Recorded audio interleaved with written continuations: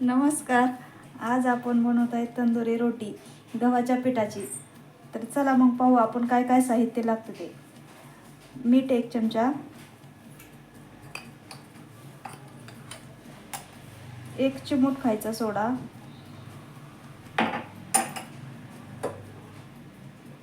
तेल थोडंसं, 2 चमचे तेल. थोडंसं मिक्स करून घेऊ सुरुवातीला. आज आपण तंदुरी रोटी घरच्या घरी बनवतात आणि पौष्टिक अशी गव्हाच्या पिठाची बनवतात. मैद्याची वगैरे खाण्यासाठी मुलांना आवडत नाही जास्त. तर मुलांना आवडते पण सहजासहजी नको म्हणतात जास्त मैदा खायला. त्यामुळे मी आज गव्हाच्या पिठाची बनवत आहे.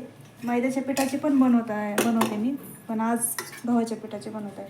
तर दहीतून 1 स्पून, 1 ते 1.5 स्पून दही किंवा ताक तुम्ही टाकू शकता तुमच्या आवडीप्रमाणे. ताक जरी टाकले तरी चालते ते.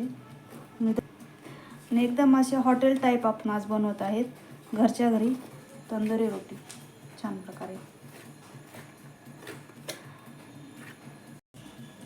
आता आपण थोडंसं पाणी टाकून घट्ट असं कणिक मळून घ्यायचे आहे. जास्त पातळ पण नाही आणि जास्त घट्ट पण नाही, मिडियम असं कणिक मळून घेणार आहे मी. थोडं पाणी टाकून मळून घ्यायची छान प्रकारे. 2,000 years later.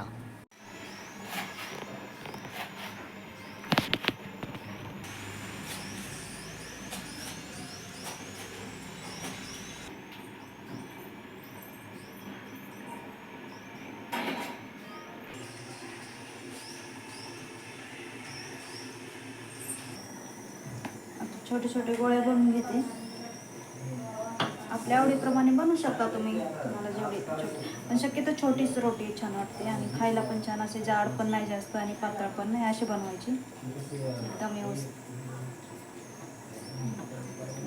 आता मी लाटून घेत आहे. जास्त पण पीठ नाही लावायचं, लावलं तरी थोडंसं काढून घ्यायचं. नंतर थोडीशी जाडसर छान लागते आणि व्यवस्थित होते.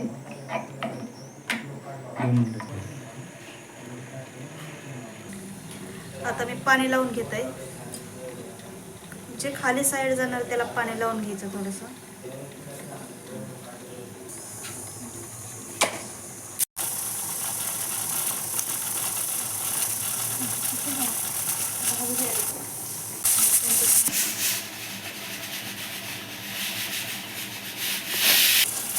छान प्रकारे तंदुरीचा आपल्या कलर आलेला आहे.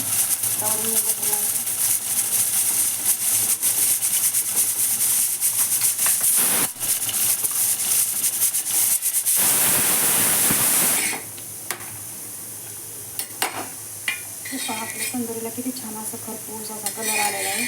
अशा प्रकारे छान खालची साईड पण आता ही थोडीशी